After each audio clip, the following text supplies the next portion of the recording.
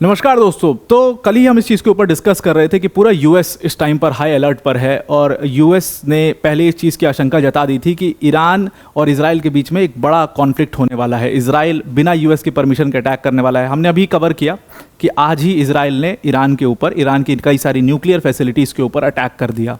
अब उसके बाद ईरान ने उसका रिटेलिएशन किया है, बड़ा ड्रोन अटैक किया इजराइल के ऊपर। हालांकि बहुत कोई सिग्निफिकेंट उसमें लॉसेस नहीं हुए हैं।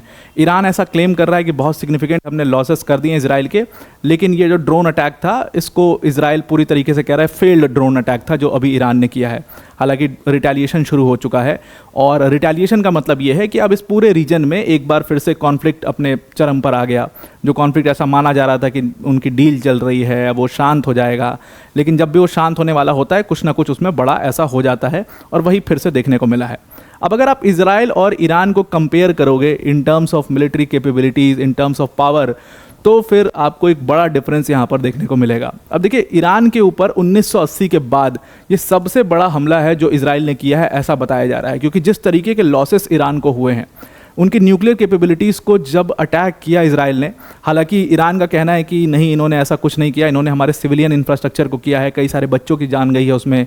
बट एक्चुअल में न्यूक्लियर फैसिलिटीज़ को जो इजराइल का मानना है कि हमने उसको पूरी तरीके से तबाह कर दिया है और IRGC के जो कमांडर थे उनको भी मार दिया और उसके साथ इसमें 6 जो न्यूक्लियर साइंटिस्ट थे वो भी मारे गए हैं, ऐसा रिपोर्ट्स आ रही हैं। तो 1980 के बाद ये ईरान की धरती के ऊपर सबसे बड़ा हमला है जो किया गया है। अब यहाँ पर 2 नुकसान है। पहला नुकसान तो यूएस को होने वाला है, जो कि कल हमने डिस्कस किया था। Iran is going directly on US assets. Iran ने इस चीज़ को बहुत क्लैरिटी से बोल दिया था पहले ही कि अगर इजराइल ने हमारे ऊपर अटैक किया और यूएस उसको नहीं रोक पाया तो फिर हम यूएस एसेट्स को टारगेट करेंगे। इन टर्म्स ऑफ मिसाइल कैपेबिलिटीज़ आप जानते हो ईरान के पास क्या क्या है। वहीं इजराइल जो है अब वो is just waiting for the retaliation of Iran. अभी ईरान ने जो ड्रोन अटैक किया कोई बहुत बड़ा नहीं था, तो इसके बाद कुछ बड़ा रिटेलिएशन हो सकता है इजराइल के ऊपर। कहने का मतलब है कि एक बड़ा कॉन्फ्लिक्ट वेस्ट एशियन रीजन में शुरू हो चुका है। अब अगर आप कंपेयर करिए इनको, इनकी मिलिट्री कैपेबिलिटीज़ को, तो देखिए सबसे पहले आर्म्ड फोर्सेस की अगर बात करें तो ऑब्वियस सी बात है कि पॉपुलेशन अगर आप दोनों कंट्रीज़ का मिलाओगे तो कहीं कोई मेल जोल नहीं है। बट जहाँ पर ईरान की पॉपुलेशन लगभग बताया जाता है कि 9 करोड़ के करीब है, वहीं इजराइल की पॉपुलेशन 1 करोड़ भी नहीं है और यहीं से फिर आर्म्ड फोर्सेस बननी है, तो वो डिफरेंस आपको सीधा सीधा आर्म्ड फोर्सेस की स्ट्रेंथ में नज़र आ जाएगा। जिस तरफ जहाँ पर ईरान की जो एक्टिव पर्सनल्स हैं आर्म्ड फोर्सेस में वो लगभग 5,80,000 हैं और 2 लाख उनके एक्टिव पर्सनल्स जो हैं, ट्रेंड पर्सनल्स, वो रिजर्व में रहते हैं। वहीं दूसरी तरफ इजराइल को अगर आप कंपेयर करोगे तो इजराइल के पास सिर्फ और सिर्फ 1,70,000 के करीब, 70,500 के करीब ये एक्टिव पर्सनल्स हैं और दूसरी तरफ 4,65,000 वो रिजर्व में अपना रखते हैं। अब इसमें इसके कंपैरिजन में way ahead, Iran is way ahead in this comparison.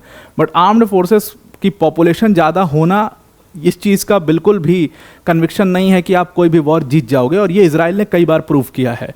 मतलब इजराइल अरब वॉर 2 बार, मतलब दोनों बार उसने जिस तरीके से रिएक्ट किया इजराइल ने और इजराइल के पास जिस तरीके की कैपेबिलिटीज़ देखी गई है, तो ये 100% है। और आज का वॉर वो मॉडर्न वॉरफेयर है, वो अब ट्रेडिशनल वॉरफेयर की तरह चलता नहीं है कि लैंड पर लड़ाई हो रही है और टैंक्स का इस्तेमाल हो रहा है, वो सब अब होता नहीं है।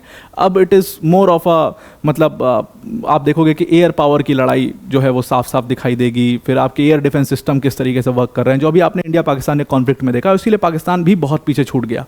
तो उसी तरीके से ईरान भी इस कैपेबिलिटीज़ में बहुत पीछे छूट गया है। अगर कंपेयर करोगे आप इनकी डिफेंस स्पेंडिंग्स को, टेक्नोलॉजीज़ को, तो इजराइल मतलब हर जगह पर ईरान को हराता दिखेगा।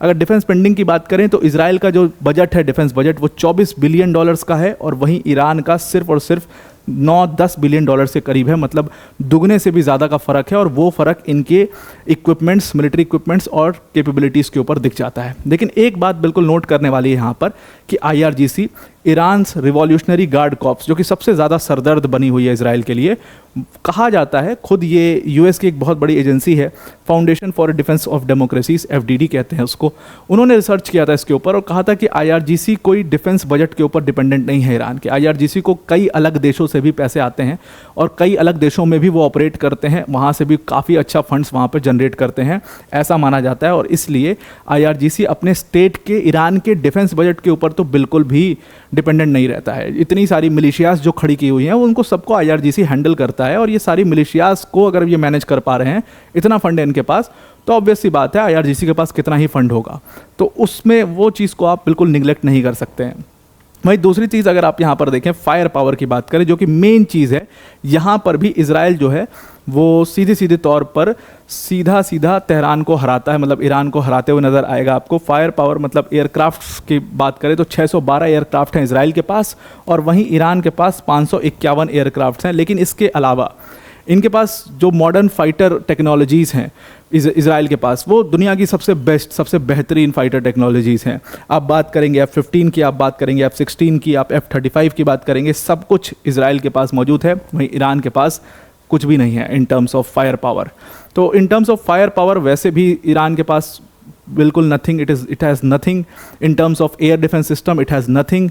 तो इस लड़ाई में 100% ईरान के लिए एक बहुत बड़ा, मतलब ये बहुत बड़ा धक्का होगा अगर वो इजराइल से सीधा सीधा तौर पर लड़ते हैं, क्योंकि जिस तरीके से आप आर्म्ड फोर्सेस के दम पे कूद रहे हो, या जिस तरीके से आपको लगता है कि आपकी लैंड आर्मी बहुत स्ट्रांग है, पर वो तो होने ही वाला नहीं है। वो सारी लड़ाई हवा में ही हो रही है। आप तक, मतलब आपको वो देखना पड़ेगा कि आप उसमें क्या कर सकते हो।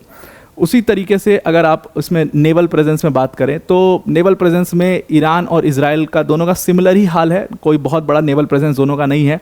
अगर कंपेयर करो तो इसमें ईरान की जो फ्लीट है वो 101 की है, और इजराइल की फ्लीट 67 की है। ईरान के पास 19 सबमरीन हैं, वहीं इजराइल के पास 5 सबमरीन हैं। लेकिन इससे सबसे इंपॉर्टेंट बात यहाँ पर, ईरान के पास सबसे बड़ा जो स्ट्रैटेजिक हेड है वो है उनका मिसाइल पावर। ईरान के पास दुनिया, कहा जाता है कि वेस्ट एशियन रीजन में सबसे बड़े मिसाइल के आर्सनल्स हैं ईरान के पास। चाहे आप बैलिस्टिक मिसाइल्स की बात करें, क्रूज मिसाइल्स की बात करें, एंटीशिप मिसाइल्स की बात करें। बैलिस्टिक मिसाइल्स की रेंज उनकी कम से कम 2000 किलोमीटर की भी है, और 2000 किलोमीटर मतलब वो आराम से इजराइल तक पहुंच रही है। तो मिसाइल पावर में ईरान बहुत ही ज़्यादा आगे है एज़ कम्पेयर टू इजराइल। वहीं कहा यह भी जाता है कि ईरान की जो मिसाइल्स हैं वो बहुत सब स्टैंडर्ड क्वालिटी के हैं। जो उन्होंने एक बार अटैक किया था वो उसी में दिख गया था। उनके जो ड्रोन्स हैं वो भी बहुत सब स्टैंडर्ड क्वालिटी के हैं। तो एक क्वालिटी का भी चक्कर बहुत ज़्यादा ईरान के साथ फंसा रहता है। वहीं अगर टैंक्स की बात करोगे आप, तो इजराइल के पास 1370 टैंक्स हैं, वहीं ईरान के पास लगभग 2000 टैंक्स हैं, ऐसा माना जा रहा है। लेकिन अब ये टैंक वॉरफेयर तक तो ये बात जाएगी भी नहीं। अब बात आती है सबसे इंपॉर्टेंट चीज़ की, that is nuclear fire power. Nuclear power अब ऑफिशियली कहें तो, और न्यूक्लियर पावर ईरान के पास है ही नहीं, और इजराइल के पास लगभग 80 न्यूक्लियर वेपन्स हैं, ऐसा कहा जाता है, जिसमें से 30 ग्रेविटी बॉम्ब्स हैं which are very very dangerous. वहीं ईरान के पास न्यूक्लियर वेपन्स नहीं है। हालांकि मैं इस चीज़ को बहुत ज़्यादा मानता नहीं हूँ कि ईरान के पास न्यूक्लियर पावर नहीं है, न्यूक्लियर वेपन्स नहीं होंगे। लेकिन अब अगर इजराइल ने उनके न्यूक्लियर साइट्स को डिस्ट्रॉय किया है तो शायद उनको एक बड़ा झटका यहाँ पर लगा होगा। तो आई होप आपको ये पूरा आर्टिकल समझ में आ गया होगा। वीडियो को एंड करने से पहले अनअकैडमी टीम की तरफ से बड़ी अनाउंसमेंट है कि जो हमारा ऑफ़र है वो लास्ट 48 आवर्स के लिए अब चल रहा है। आप इस ऑफ़र को अवेल कर सकते हैं। अगर आप 2026 और 27 की यूपीएससी सीएससी की प्रिपरेशन कर रहे हैं तो अनअकैडमी के साथ जुड़िए। अनअकैडमी ने सिर्फ 17,999 के एक मिनिमम से प्राइस में 12 मंथ्स के फ्री एक्सटेंशन के साथ आपको ये बैच लॉन्च कर दिया है। इसमें जीएस, सीसैट, टेस्ट सीरीज सब कुछ कवर किया जाएगा। मेंस की जो टेस्ट सीरीज होगी उसका इवैल्यूएशन होगा, डेडिकेटेड डाउट सॉल्विंग सेशंस होंगे, 1-to-1 मेंटरशिप सेशंस होंगे। ये सब कुछ आपको यहाँ पर मिल जाएगा। अनअकैडमी की टॉप फैकल्टीज़ जैसे मृणाल सर, प्रतीक सर, सुदर्शन सर जैसी फैकल्टीज़ आपको यहाँ पर इन बैचेस के अंदर पढ़ा रहे होंगे। तो अब आपको पूरा ये आर्टिकल समझ में आ गया होगा। आज के लिए इतना ही। Thank you and have a nice day.